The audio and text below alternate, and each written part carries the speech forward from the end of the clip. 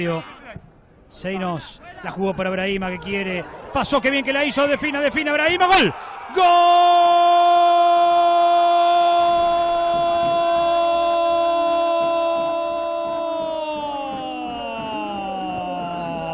Del Numancia.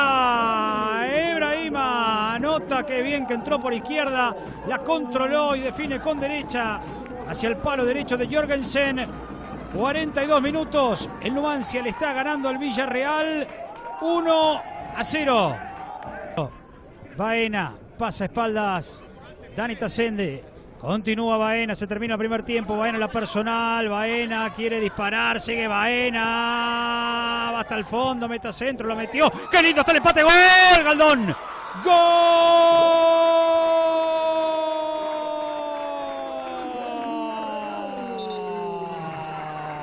Golazo del Villarreal. Galdón, enorme jugada de Baena.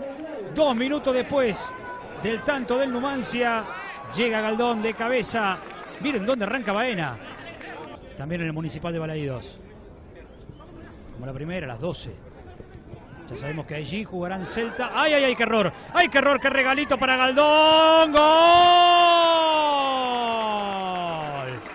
¡Gol!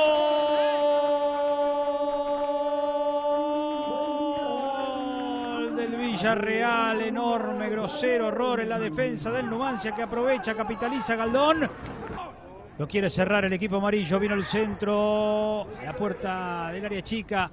Atención, la buscan por allí, el disparo, gol, Gonzaga. ¡Gol! Del Villarreal. Estira la diferencia, sí, Gonzaga. A los 15 del segundo tiempo, anota Villarreal 3.